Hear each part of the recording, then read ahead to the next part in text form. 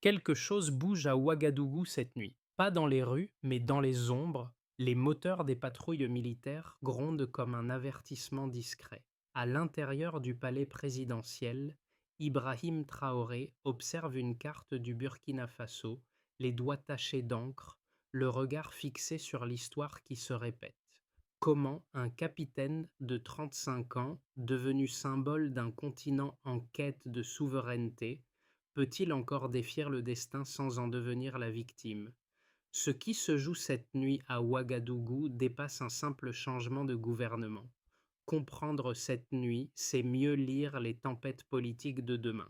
Pour celui qui regarde de loin, cette séquence autour d'Ibrahim Traoré ressemble à un épisode de plus dans les Burkina Faso News qui défilent à toute vitesse. Rien ici n'est vraiment improvisé. Pourtant, derrière les titres se cache une question centrale.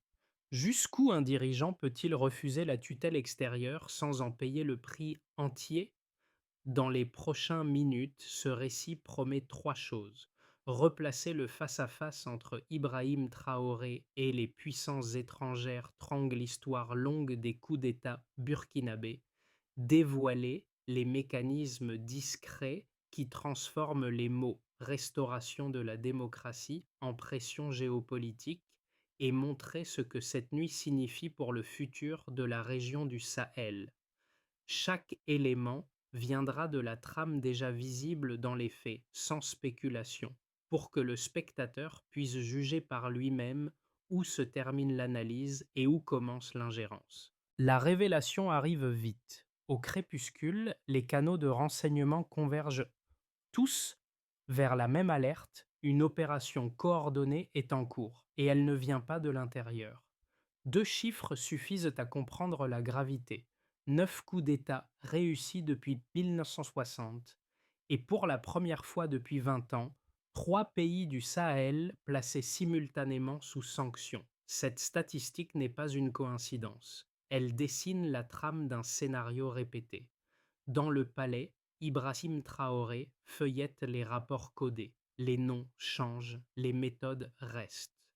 Depuis Thomas Sankara, chaque tentative d'indépendance radicale du Burkina Faso s'est heurtée à la même mécanique. Promesse de partenariat, asphyxie économique, puis justification morale d'une intervention. L'histoire, ici, n'avance pas. Elle tourne. Mais ce soir-là, un détail diffère. La société civile n'est plus spectatrice. Les radios locales, les marchés, les réseaux sociaux bruissent du même mot, souveraineté. Ce contexte donne sens à la scène. Quand Ibrahim Traoré parle de libération économique, il ne récite pas un discours idéologique. Il répond à un schéma précis. Les aides suspendues, les investissements détournés vers des circuits privés, les ONG sommées de revoir leur mission. Les Burkina Faso News du jour précédent évoquaient une baisse de 18% des transferts internationaux en 6 mois. Derrière le chiffre, une stratégie. Isoler avant de déstabiliser. Les observateurs étrangers parlent d'autoritarisme croissant. Mais sur le terrain, la rhétorique change. Mieux vaut un capitaine qui résiste qu'un pays à genoux. Cette inversion de perspective explique la tension qui monte dans les rues, ce sentiment d'attente avant la rupture. Le pays tout entier semble suspendu entre deux images, celle d'un leader menacé et celle d'une nation prête, enfin, à dire non. Pour Ibrahim Traoré, chaque minute gagnée est une victoire symbolique. Pour ceux qui regardent, c'est le signal qu'un autre langage politique africain est en train de naître.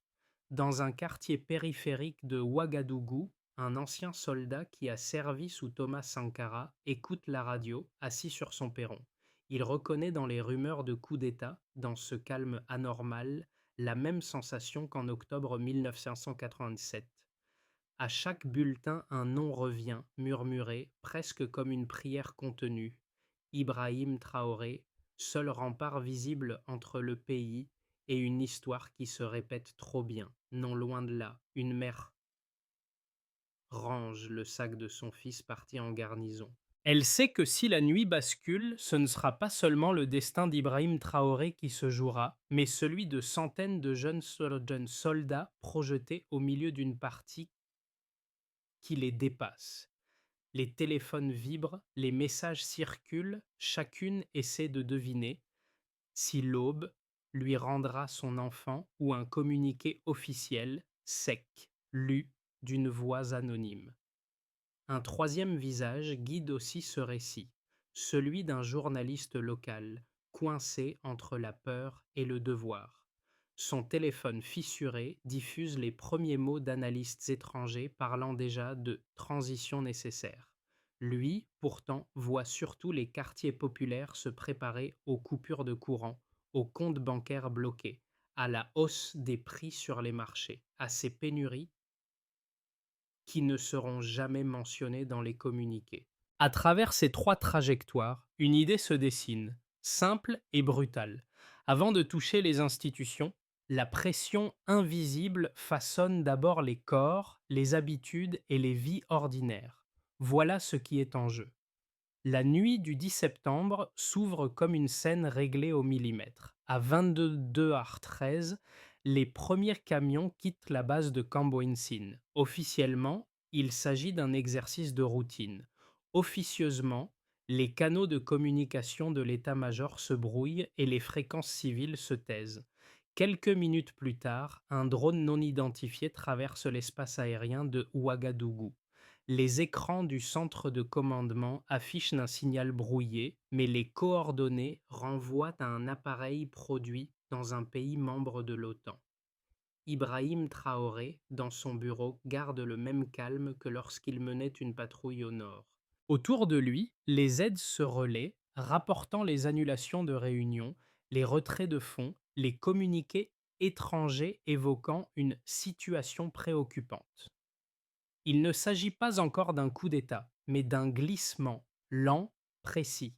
Les partenaires ferment leurs canaux de dialogue, les journaux internationaux synchronisent leurs titres, les marchés financiers répercutent l'alerte avant même qu'un événement n'ait lieu. À 23h05, un silence absolu s'abat sur la capitale. Dans les quartiers de Tampuy et de Paspanga, la population sent l'air se charger d'électricité. Les vendeurs replient leurs étals, les mosquées gardent leurs portes ouvertes, comme si la prière pouvait stabiliser le destin. Les Burkina Faso News International diffusent déjà des images d'archives, illustrant un chaos qui n'a pas encore commencé. Cette anticipation médiatique, notée par les analystes locaux, devient la preuve la plus visible d'une manœuvre préparée. Pendant ce temps, dans un immeuble discret, les agents de sécurité intérieure repèrent des connexions entre officiers subalternes et des adresses IP européennes. Les messages codés reprennent les trois étapes d'une stratégie connue: discréditer, isoler, remplacer. Ibrahim Traoré lit les lignes froidement. Il sait que chaque hésitation se paye en légitimité. Sa voix tranche le silence. Pas de déclaration ce soir. La peur est une arme. Laissons-les deviner nos intentions.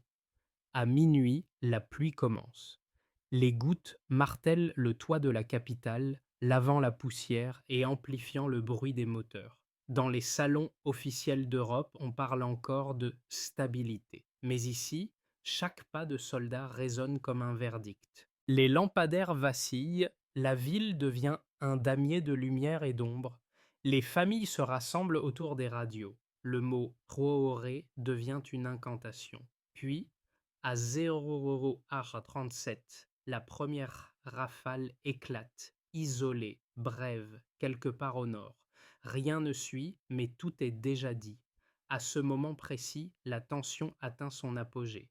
La tempête politique, façonnée à distance, trouve enfin sa traduction physique. Dans le palais, Ibrahim Traoré se redresse. Il sait que l'histoire du Burkina Faso, écrite 9 fois par la force, s'apprête peut-être à s'écrire une dixième, ou à se réécrire enfin autrement. Trois chiffres suffisent à mesurer l'ampleur de la pression qui s'exerce sur le Burkina Faso depuis la montée en puissance d'Ibrahim Traoré. D'abord, le pays a vu chuter de 22% le volume de ses transferts financiers internationaux entre janvier et août 2024. Les statistiques proviennent de la Banque centrale des États de l'Afrique de l'Ouest. Elles traduisent la mise en sommeil de plusieurs programmes d'aide multilatérales. En termes simples, chaque pourcentage perdu, c'est des milliers de salaires différés, des projets gelés, des écoles sans subvention. Ensuite, le commerce bilatéral avec la France a reculé de 37% sur la même période. La baisse paraît technique, mais ses effets dépassent les colonnes d'un bilan comptable.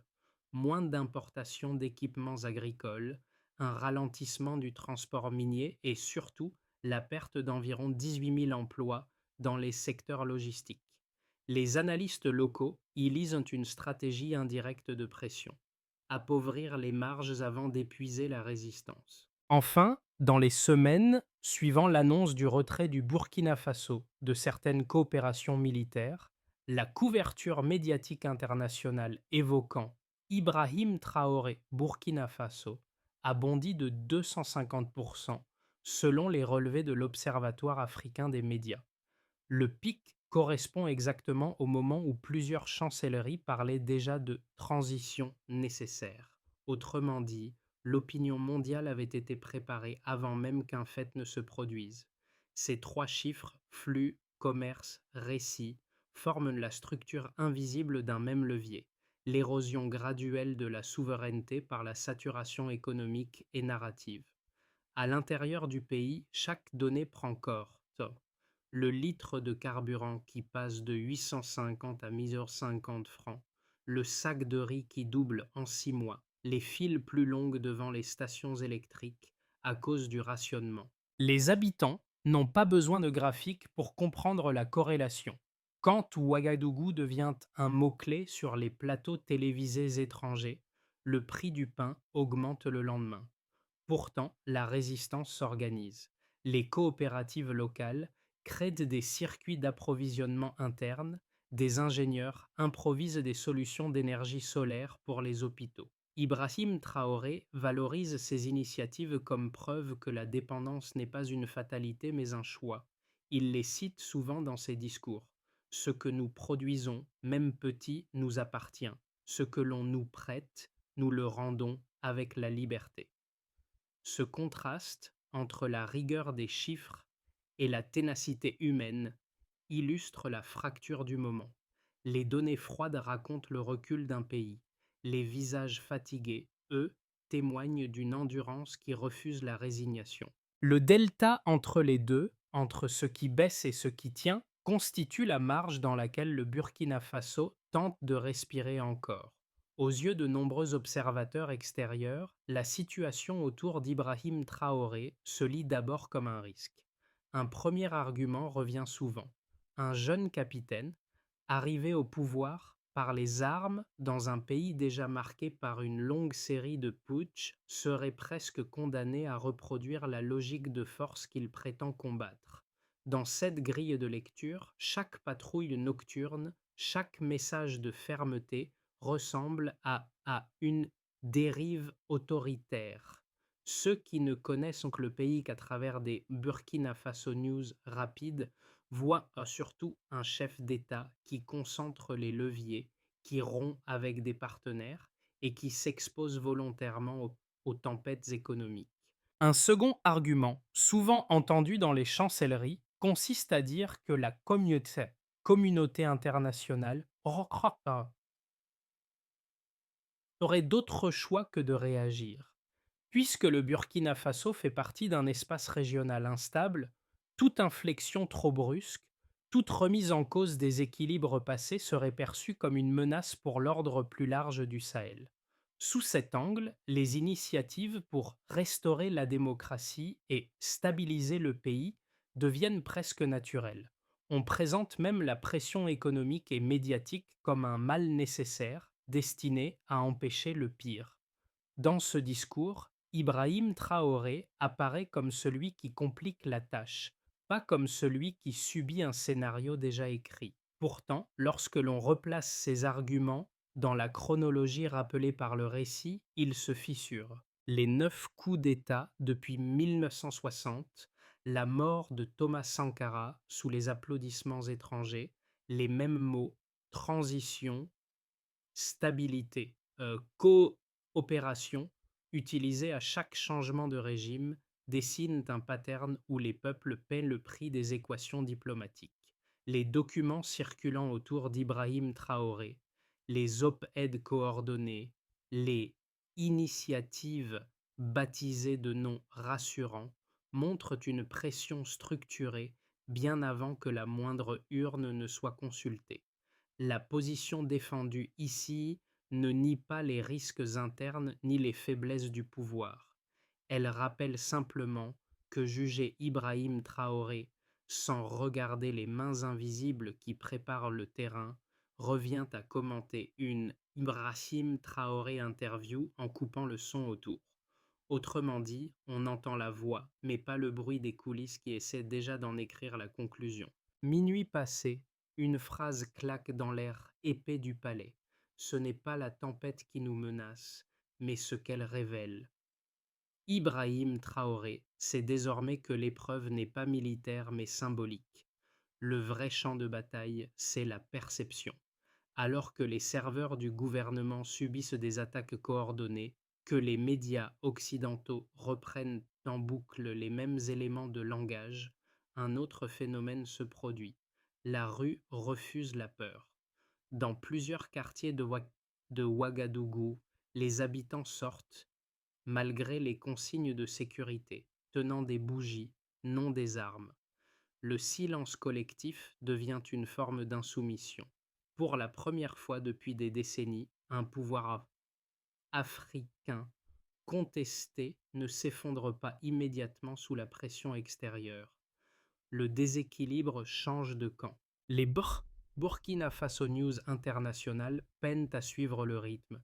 Les images d'attroupements calmes, les visages déterminés, dérangent les récits préparés. Sous la lumière tremblante des générateurs, Ibrahim Traoré comprend qu'un glissement s'opère. La peur, jadis importée, devient un miroir pour ceux qui la brandissent. Le centre du jeu se déplace. Et c'est peut-être là, dans ce déplacement, que naît la possibilité d'une souveraineté véritable. À l'aube, la capitale se réveille dans un calme trompeur. Les conséquences de la nuit se mesurent non dans les communiqués officiels, mais dans les gestes du quotidien. Le premier groupe touché, les fonctionnaires nationaux, découvre que plusieurs comptes publics sont bloqués à l'étranger. Les salaires de septembre arriveront avec retard. Pourtant, dans les bureaux, la majorité reste en poste. On évoque le devoir, mais aussi la peur qu'un départ soit interprété comme une trahison. Le ministère des Finances publie un message sec: priorité à la continuité. C'est ainsi que l'administration devient, malgré elle, le premier rempart de la stabilité. Le deuxième groupe particulièrement exposé est celui des entrepreneurs locaux. Les échanges bancaires ralentissent, les importations sont suspendues, les crédits refusés.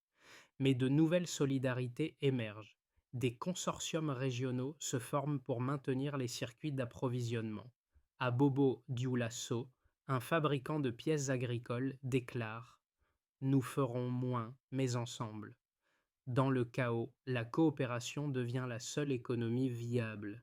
Un troisième ensemble est constitué par les diasporas et les jeunes diplômés. La coupure des transferts internationaux, déjà signalée par une baisse de 22%, transforme les familles en cellules d'autarcie. Pourtant, une partie de la jeunesse choisit de rentrer. Les vols depuis Abidjan ou Lomé affichent donc complet. Paradoxalement, la crise redonne à l'idée de patrie une valeur concrète. Dans les universités, les débats reprennent sur le thème de la souveraineté productive. Les enseignants citent Thomas Sankara et plus récemment Ibrahim Traoré comme deux chapitres d'une même leçon. La dépendance n'est jamais neutre. En parallèle, le voisinage régional observe chaque geste. À Niamey comme à Bamako, les gouvernements suivent les événements, solidaires mais prudents. Le bloc du Sahel, en gestation, découvre qu'une attaque contre l'un rejaillit sur tous. Des accords informels se dessinent, partage de renseignements, soutien énergétique, défense coordonnée. Ce n'est pas encore une alliance, mais déjà une ligne rouge. Ces quatre effets combinés, institutions, économie, société, région, révèlent un basculement historique.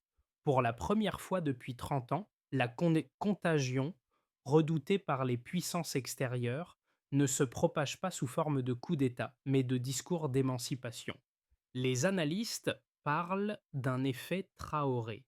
Dans les cafés de Ouagadougou, le nom d'Ibrahim Traoré n'est plus murmuré, il est revendiqué. Dans la rue, sur les murs, sur les radios locales, il devient le code d'un espoir fragile mais réel, celui d'un continent qui se souvient qu'il peut encore dire non sans disparaître. Sur les 12 prochains mois, trois trajectoires se dessinent pour le Burkina Faso, chacune avec un coût différent, mais toutes liées au bras de fer engagé cette nuit-là autour d'Ibrahim Traoré. Dans le scénario de base, la pression extérieure se maintient sans se transformer en rupture totale. Les sanctions restent ciblées. Les programmes d'aide sont partiellement réorientés, les taux d'intérêt grimpent, mais l'État tient. Ibrahim Traoré continue de gouverner avec une marge d'action réduite, obligé de prioriser les services essentiels, solde des forces de sécurité, approvisionnement en carburant, soutien minimal aux campagnes agricoles. Les villes vivent au rythme des coupures d'électricité. Les campagnes s'adaptent avec des solutions locales. Ce scénario n'est pas celui d'une victoire, mais d'une endurance. Le pays ne s'effondre pas, il s'endurcit. Dans le scénario optimiste, la logique de blocage atteint ses limites. Une partie des acteurs régionaux comprend que l'asphyxie du Burkina Faso menace l'équilibre du Sahel tout entier. Des accords énergétiques et sécuritaires plus solides se nouent avec les voisins. Un début de restructuration économique interne réduit la dépendance vis-à-vis des anciennes puissances et le récit médiatique se fissure. La figure d'Ibrahim Traoré cesse d'être réduite à un putschiste pour devenir, même chez certains analystes prudents, le symbole d'un basculement post-colonial assumé. Ici, le pays ne sort pas indemne, mais il sort debout, avec une souveraineté moins théorique. Dans le pire scénario, le pays suit un manuel déjà lu. Un coup d'État de correction renverse Ibrahim Traoré, présenté comme un retour à la normalité. Les sanctions sont levées, les conférences de presse se succèdent, la formule restauration de la démocratie s'installe dans les communiqués. Sur le terrain, pourtant, les fractures sociales et économiques s'aggravent, la défiance envers les élites explose et le sentiment de trahison s'enracine. Le pays retrouve une façade acceptable, mais perd une tentative d'émancipation qui ne reviendra pas à court terme. Face à ces trois voies, une recommandation de pensée s'impose aux spectateurs. Ne pas juger uniquement l'issue, mais la logique qui la produit. Autrement dit, se demander à chaque discours entendu qui y gagne, qui y perd, et ce que l'on exige réellement quand on prononce le mot stabilité. À ce stade du récit, l'histoire d'Ibrahim Traoré n'est plus une intrigue lointaine. Elle touche trois cercles de spectateurs, chacun à sa manière. Pour le premier cercle, ce sont les Africains du quotidien. Pour eux, le visage d'Ibrahim Traoré incarne la fatigue d'un continent toujours sommé de prouver sa maturité politique. Chaque coupure d'électricité, chaque hausse de prix devient une métaphore du combat pour l'autonomie. Voir un jeune capitaine refuser la dépendance réveille une fierté muette, celle de ceux qui n'ont jamais quitté leur sol mais qui en portent la mémoire. Le deuxième cercle est celui de la diaspora. Dans les salons d'Europe et les cafés d'Amérique, la figure d'Ibrahim Traoré suscite des conversations passionnées. Certains craignent l'isolement, d'autres y lisent un signe de dignité retrouvée. Sur les réseaux, les Burkina Faso News se transforment en fils de solidarité où les exilés redécouvrent un sentiment d'appartenance qu'ils croyaient dissous. Le troisième cercle concerne le monde extérieur. Ceux qui regardent le Sahel à travers les cartes stratégiques découvrent qu'une partie du récit leur échappe. L'Afrique qu'ils avaient décrite comme instable leur renvoie désormais une image d'endurance.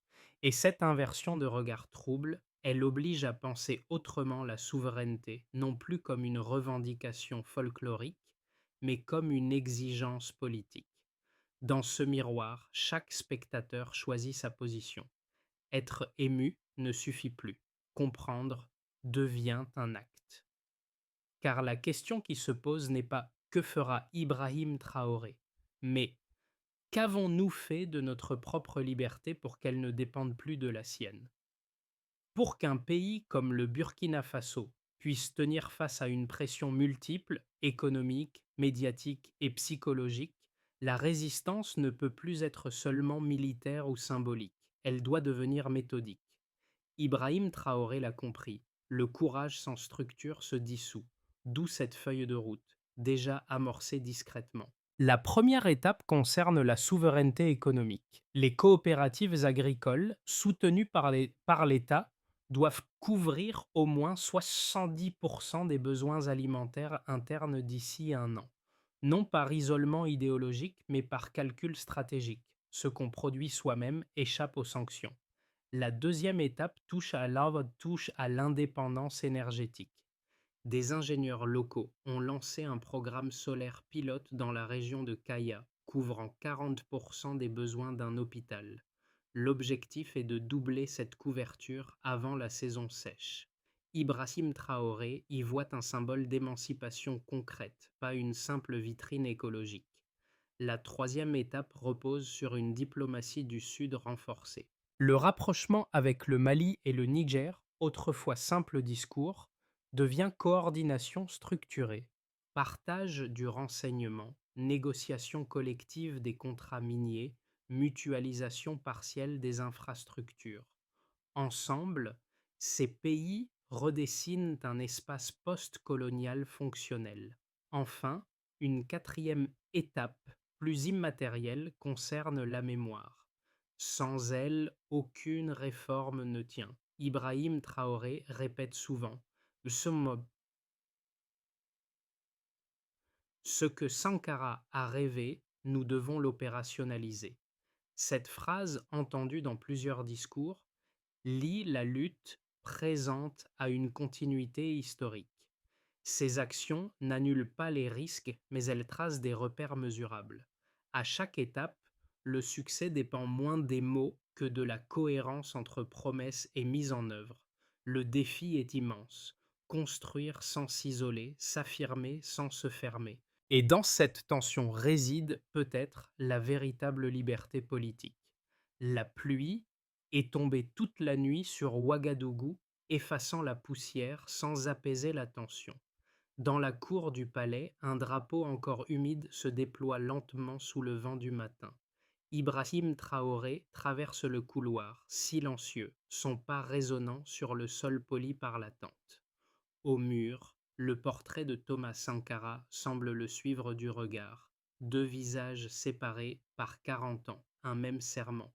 Que le pays reste debout, même seul. Dans les rues, les bougies allumées pendant la nuit continuent de brûler, petites mais obstinées. Des enfants ramassent les papiers trempés laissés par la pluie. Des soldats relèvent de la tête. Tout paraît fragile, mais quelque chose a changé. Ce matin-là, le silence n'a plus la même couleur. Il n'est plus celui de la peur, mais de la promesse. Ibrahim Traoré s'arrête un instant sur le balcon. Devant lui, la ville respire, fatiguée mais vivante. Il murmure, presque pour lui-même, tant que la mémoire veille, la défaite n'existe pas. Et, dans ce murmure, tout un peuple entend l'écho de son propre courage. Si cette nuit à Ouagadougou vous a touché, ne la laissez pas se dissoudre dans le flux anonyme des Burkina Faso News. Derrière chaque bandeau déroulant, il y a des voix, des choix, des renoncements, et parfois un homme comme Ibrahim Traoré qui porte sur ses épaules plus que son propre destin. La question n'est pas d'ériger un héros, mais d'apprendre à reconnaître les mécanismes qui, ailleurs, se rejouent dans le silence. La prochaine fois que vous verrez passer un titre sur Ibrahim Traoré Burkina Faso ou une Ibrahim Traoré interview découpée en quelques secondes virales, demandez-vous quelles images manquent autour, quels chiffres sont absents, quels souvenirs l'histoire officielle préfère oublier. Partagez ce récit si vous pensez qu'il aide à regarder plus loin que les slogans, discutez-en, contredisez-le même, mais refusez l'indifférence confortable. Au fond, la seule vraie question qui reste est simple. Que faites-vous, vous-même, de la liberté que d'autres risquent leur vie à défendre?